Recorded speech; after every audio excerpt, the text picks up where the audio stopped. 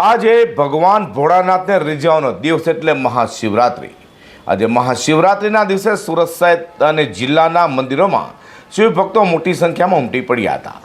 મંદિરોમાં શિવ ભક્તોએ બમ બમ ભોલેના નાથથી વાતાવરણ પણ શિવમય બનાવી દીધું હતું। આ વર્ષે મહાશિવરાત્રિના તહેવારમાં મંદિરમાં વડીલો સાથે સાથે યુવાઓની સંખ્યા પણ વધુ જોવા મળી છે। વહેલી સવારથી મંદિરમાં પૂજા અર્ચના સાથે વિવિધ પ્રકારના હવન કર્યા હતા। ત્યાં શિવમય બનેલા શિવ ભક્તોએ જુદી જુદી રીતે ભોળાનાથની આરાધના પણ કરી છે। સુરતમાં આજે મહાશિવરાત્રિની ભવ્ય ઉજવણી થાય તે પહેલાં જ મંદિરોને લાઇટિંગની શણગારી દેવામાં આવ્યા હતા। દિવાળી પછી પહેલો તહેવાર શિવરાત્રિનો આવ્યો હોય ભક્તોમાં તહેવારની ઉજવણીમાં ભારે ઉત્સાહ જોવા મળ્યો છે। આજે વહેલી સવારથી શહેર જિલ્લાના શિવ મંદિરોમાં ભક્તોની લાંબી લાઈનો શરૂ થઈ ગઈ હતી। આજે અલગ અલગ કાર્યક્રમોના આયોજન મંદિરોમાં કરવામાં આવ્યા છે। તો સુરતના પાલ અટલ આશ્રમ ખાતે પણ પાદેશ્વર મંદિર ભક્તો દર્શન માટે ઉમટી પડ્યા હતા। મંદિરના મહારાજ બટુકગીરી મહારાજે કહ્યું કે અટલ આશ્રમ ખાતે મહાશિવરાત્રિ પર્વ પર ખાસ વ્યવસ્થા કરવામાં આવી છે। 351 કિલો પારાથી તૈયાર આ શિવલિંગની અનોખી મહિમા છે। સાચા હૃદયથી પ્રાર્થના કરવાથી શિવજી પ્રસન્ન થઈ જાય છે। લઘુરુદ્રનું પણ આયોજન કરવામાં આવ્યું છે અને ભોજન અને ભજનની વિશેષ વ્યવસ્થા કરવામાં આવી છે। મંત્રોની સાથે અભિષેક કરવામાં આવી રહ્યો છે।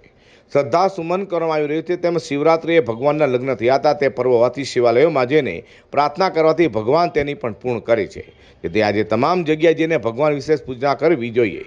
પારસ શિવલિંગની પૂજા કરવાના વિશેષ ફાયદા થતા હોય છે। જેથી આજના દિવસે ભગવાન પાસે માનતા કરવાથી પ્રાર્થના કરવાથી તે પરિપૂર્ણ અવસ્થા થતી હોય છે। તો ઠંડાઈનો પ્રસાદ અને ફરાળનું આયોજન પણ કરાયું હતું। સાથે રાત્રે 12 કલાકે કમળ પૂજા કરી શિવરાત્રિનું પર્વનું સમાપન કરાશે। ત્યારે મંદિરોની ધજા પતાકા લાઇટો અને રંગબેરંગી રોશનથી શણગારવામાં આવ્યું હતું। ત્યારે બમ બમ ભોલે હર હર મહાદેવના નાદો આજે શિવાલયોમાં ગુંજી ઉઠ્યા હતા।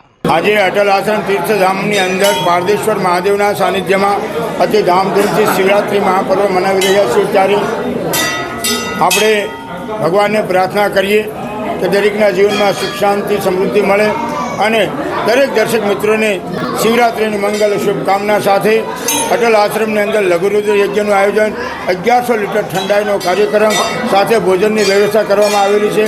સાંજના 4 વાગ્યાથી રાતના 11 વાગ્યાથી ભોજનની વ્યવસ્થા છે। સાથે બ્લડ કેમ્પ, શિવ તાંડવ નૃત્ય, કિરણ હોસ્પિટલ દ્વારા સર્વ રોગ નિદાન કેમ્પનું આયોજન પણ કરવામાં આવેલું છે। આવો સાથે મળીને આપણે ભગવાન શિવને આરાધના કરીએ।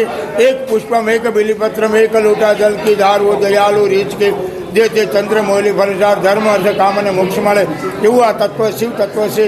આજે સુરતમાં વહેલી સવારથી શિવાલયોમાં મહાશિવરાત્રિ નિમિત્તે ભક્તોની ભીડ જોવા મળી હતી અને ભક્તો સવારથી શિવજીને રીઝવવા પૂજા અર્ચના કરતા નજરે પડ્યા હતા।